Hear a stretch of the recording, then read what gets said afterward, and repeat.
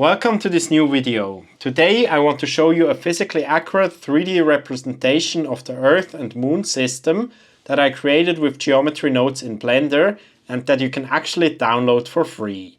So let me show you. Okay, so let's start with a fresh Blender scene. I'm gonna delete everything that I have in here, and then let me also turn on the screencast keys. So in the bottom left corner you can now see all the shortcuts that I press. And I also have the Blender Kit add-on installed, where we're gonna download the 3D system of the Earth and Moon. If you don't have this add-on or don't know how it works, check out the linked video where I explain everything about this plugin.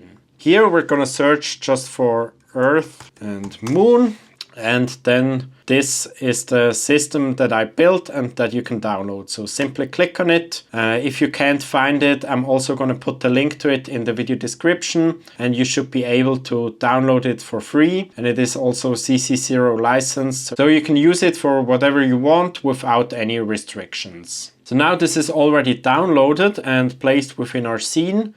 So you can see that we got this model of the Earth, the Moon, and a sunlight. In order to see the textures, let's switch to the viewport shading mode.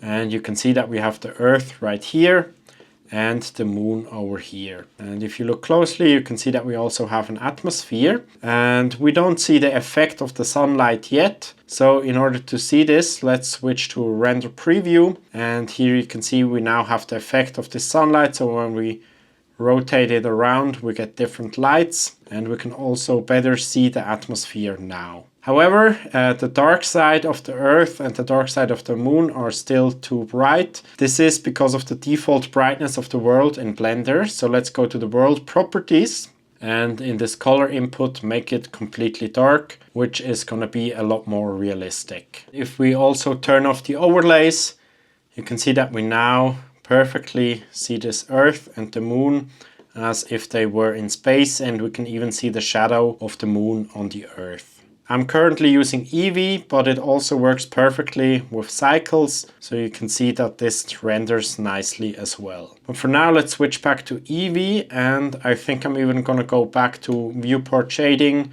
and turn back on the overlays to make the presentation a bit easier.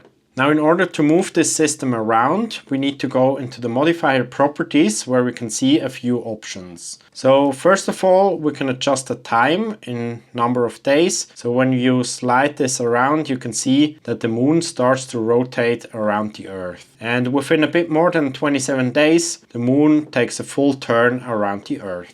Then you also have the option to adjust the scale. So you can scale the whole system down or scale it back up depending on your needs. It locks in at the value of 1, but you can also click on it and then type in higher values, like for example 3, and this will also work. But I prefer to leave this at the default of 1. And if you bring in a cube and scale this up to the size of the Earth, and we then take a look at the size of this cube, you can see that the Earth currently is around 13 meters in size, which isn't realistic to the Earth real scale. So if you want to get correct measurements of the Earth, you can simply go to the scene properties, then go to units, and under unit scale type in the value of 1 million.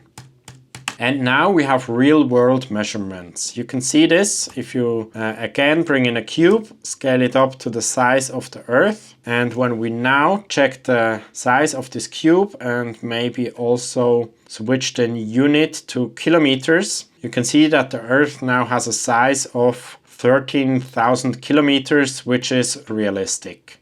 So if you want real-world measurements, you can achieve this in this way. However, I would not recommend working in this scale, as it makes a lot of things a lot harder, and I prefer to work with this scaled down version.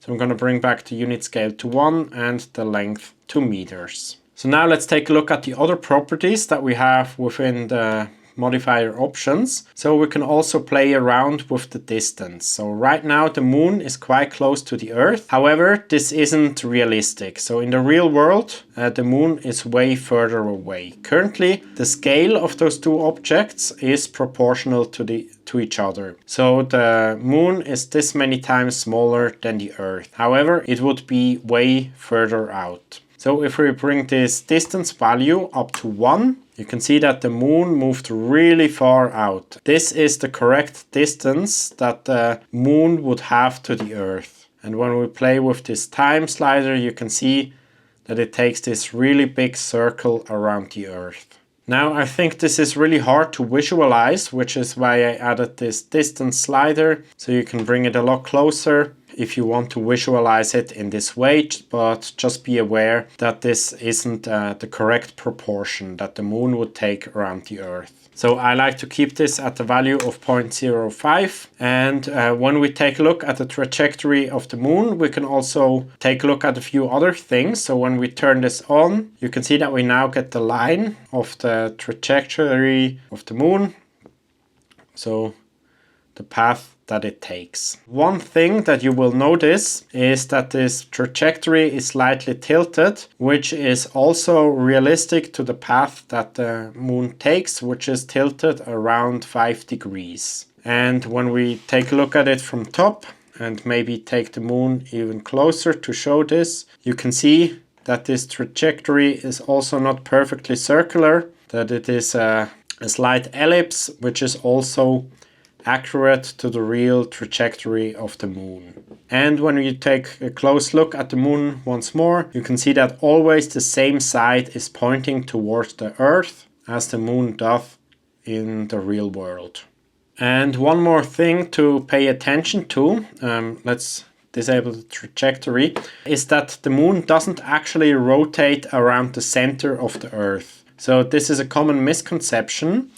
If we take a look at this from the top and you play with this distance value, you can see that it also shifts the Earth away from the center. And when we bring this to a value of 1 and then play with this time value, you can see that the Earth also rotates around this point, so it doesn't rotate around the center. And the moon also doesn't rotate around the center of the Earth, but instead they both rotate around the center of mass.